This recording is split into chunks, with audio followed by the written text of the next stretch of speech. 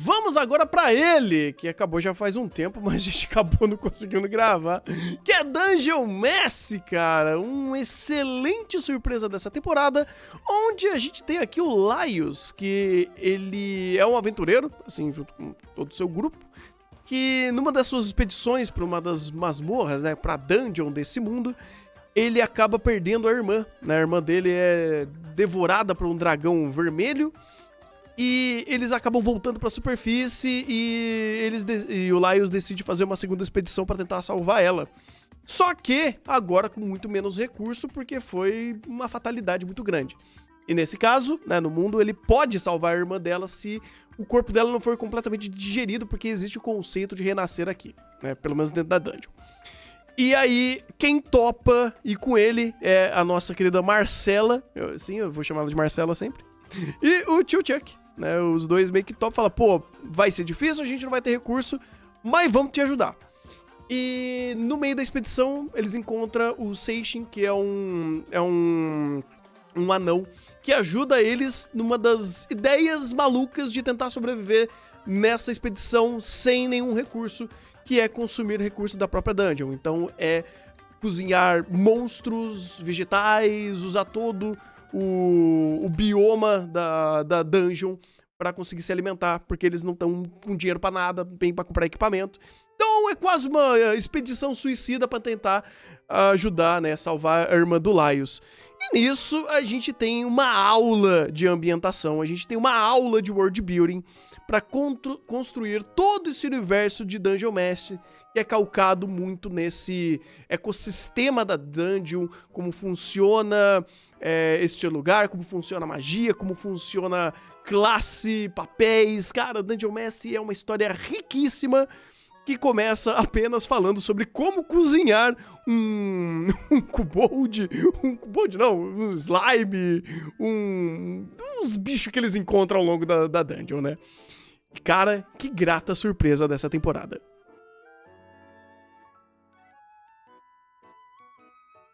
É isso, ninguém quer falar, vou embora então. Não, de fato, uma surpresa maravilhosa num anime que ele sabe fazer muito bem a aventura, né? É uma história, uma genuína história de aventura e RPG na dungeon. Você tem o guerreiro, você tem o mago, você tem o ladino, você tem o anão, com o a mais da fantasia culinária. E com o outro a mais também de uma construção de mundo que a gente não vê por aí. E é uma construção que, sim, ela é mais voltada para piada culinária, nessa fantasia culinária, mas ela vai além, porque ela vai além de simplesmente, esse monstro parece, você cozinha como se fosse um bife. Não, esse monstro, geralmente a maioria dos monstros aí são geralmente invertebrados, então geralmente vai ser molusco. Vocês vão fazer a comparação com molusco, com camarão, com alguns invertebrados do tipo. Não, esse monstro aqui é parecido com o outro. Eles vão além, que é uma coisa muito interessante do Dungeon Messi, que é construir e racionalizar todo o ecossistema do calabouço e construir e racionalizar toda essa estrutura enquanto tá fazendo essa aventura, que é muito interessante, tanto pelo contraste, né? Pô, assim, pra gente que já tá acostumado a ver histórias de fantasia e tudo mais, comer monstros nem parece uma ideia tão absurda assim. Mas é interessante como dentro do anime eles fazem esse contraste, como eles são criativos em relação a isso, né? Você usar o frio do fantasma pra preparar um negócio lá, assim, tentando não dar muito spoiler alguma coisa. Ou eles vão construindo essa questão que por um lado, ele tenta fazer um contraste meio na piada pra amenizar o clima da situação, que é um clima muito pesado, de, pô, tua irmã tá sendo digerida ali no cantinho e a gente tem um prazo pra salvar ela.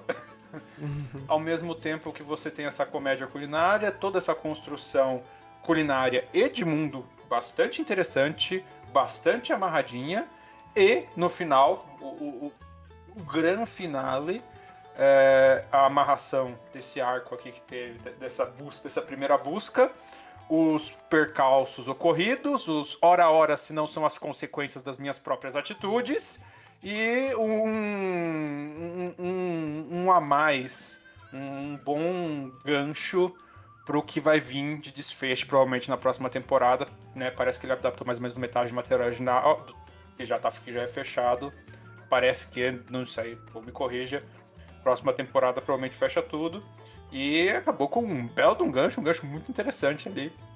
Com, além de construção desse mundo, aproveitar para desenvolver personagens, essas coisas. Eu tenho que fazer uma confissão aqui, né? Porque eu não ia ver Dungeon Mesh. Ó. Porque vocês sabem, como eu já falei várias vezes, como eu tô cansado de anime de fantasia medieval. Eu tô te entendendo. Detesto, já tá no ponto realmente que eu tenho ranço dessa porra. Só que o tanto que estavam elogiando Dungeon Mesh, eu falei, não, eu tenho que fazer questão de pelo menos acompanhar esse anime. E, cara, realmente foi um deleite pros olhos. Tanto a questão de world building, como vocês falaram, o quanto ele é muito criativo em racionalizar até os próprios monstros de maneira diferente. Então, você tem, por exemplo, a ideia da armadura viva, como ela funciona.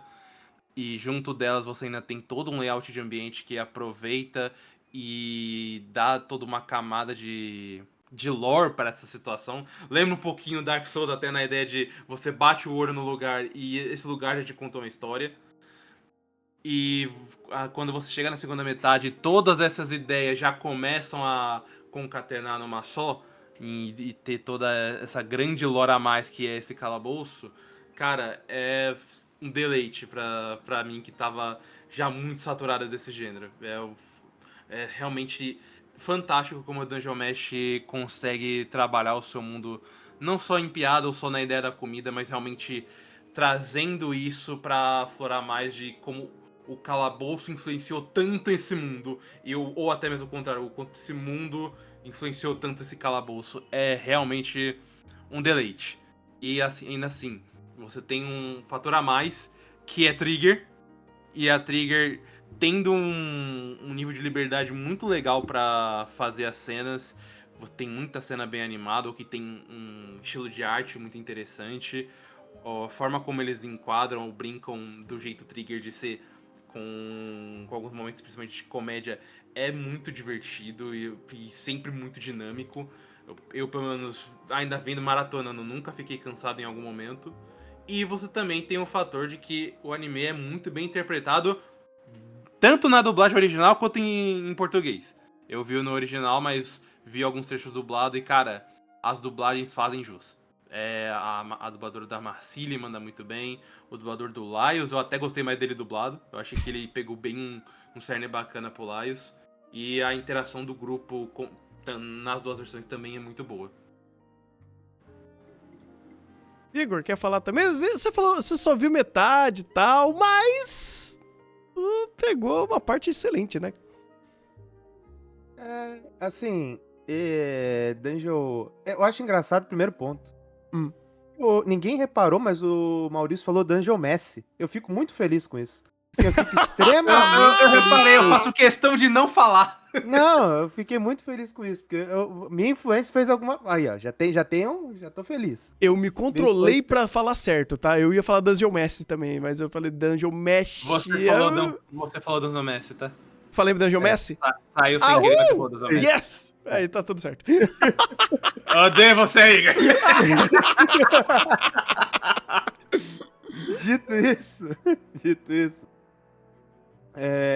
eu fiquei muito feliz porque tem um aspecto que na maioria das obras que a gente assiste sempre erram, mas assim, sempre é muito recorrente esse erro. São poucas obras que não erram isso, que é a questão de escalonamento. Então, principalmente quando você tem dois cursos, conforme vai avançando a narrativa, a ideia de escalonar conflitos gera problemas gigantescos, a ponto da obra simplesmente se perder. E aí a gente tem vários exemplos disso. Um exemplo, assim, grandioso disso é o próprio Sabico Hibisco. Que, a construção inicial dele estava linda, maravilhosa, chegou aos 45 do segundo tempo, ele estava querendo fazer o impossível acontecer. E essa necessidade de fazer o impossível acontecer quebra completamente o escalonamento da obra. Então, quando tu tem uma obra como Dungeon Mesh, que você tem justamente essa questão de um desenvolvimento inicial, e a narrativa vai escalonando, e vai entrando grupos diferentes, e vai tendo até uma parte política envolvida, a chance de errar nessa característica é muito fácil. E é um elemento que ele mais acerta. Isso que eu acho fantástico. Um dos elementos mais difíceis é o que ele mais acerta, porque ele tá dentro do micro e fazer a construção e a dinâmica de personagem, a questão da refeição, a questão do ecossistema. O ecossistema em si é um elemento macro que você vai vendo conforme vai se desenvolvendo e ele vai respaldando tudo. Então, quando ele tá dentro do micro das relações interpessoais e do conflito do episódio, é uma coisa. Quando ele migra isso e vai desenvolvendo e vai tanto para a questão do ecossistema, quanto questão da trama principal em si, do que está envolvido ali dentro, assim, é muito gratificante você acompanhar esse desenvolvimento e ver aonde ele chegou. Porque como os passos são bem respaldados, quando você chega a uma conclusão, você olha para trás e fala, pô, tudo faz sentido, ou determinada coisa já estava lá, eu só não tinha reparado. Ou não tinha me importado tanto com aquilo. Então acho que é isso que Dungeon Mesh faz muito bem. Uma obra com uma jornada, os processos são muito interessantes e as conclusões que ele vai chegando no decorrer da jornada também são amplamente satisfatórias. Então, toda a estrutura narrativa é positiva nesse sentido. E quando tu acompanha isso com uma excelente entrega audiovisual, você só agrega toda a qualidade que a obra tem e todos os momentos assim fantásticos que a obra tem. Então acho que o mais interessante de tudo isso é justamente esse aspecto, que é o aspecto que a gente vê que as obras erram muito, principalmente animes, erram muito nesse sentido, e que ele consegue, assim, fazer com uma facilidade que é assustadora. Pois é, cara, pois é. Final do dia, Dungeon Mesh cozinhou bem o micro, cozinhou bem o macro, cozinhou bem a ambientação, cozinhou a produção. Rapaz, o que Dungeon Mesh cozinhou é brincadeira. Dito tudo isso, eu não tenho nenhuma outra nota que não seja 10, cara. Pra mim, aqui é uma experiência redonda, uma entrega excelente, absurda, e que vem a segunda temporada quando precisar. Quando for vir, né? Porque ainda não tem data e pode demorar. Não tem problema nenhum, dá tempo pros caras trabalhar, porque Estúdio Trigger entregando mais um trabalho profissional, mostrando uma qualidade, assim, top de linha de temporada. Os caras são bons demais, eu sou um fãzaço desse estúdio.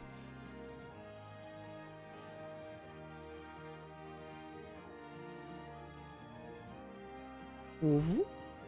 Então, tô pensando. Aquele momento. Calma. Cozinha. Vocês estão pensando? Vai, Maurício.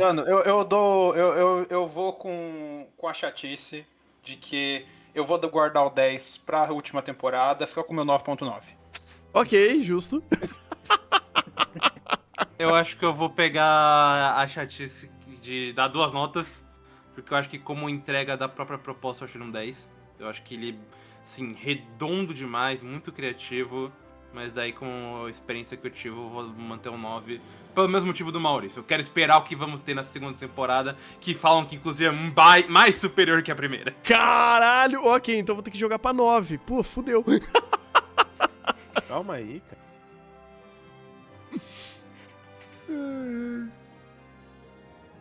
Vai, Igor, seja chato, vai. Não, já dei meu 9. Tá dando só 9, então tá tudo certo. Então, cozinhando pra um 10 aí. Deixa esse 9 maturar um pouquinho mais, que eu acho que ele vira um 10 na segunda temporada, assim espero, cara. Eu gostaria muito que isso fosse verdade.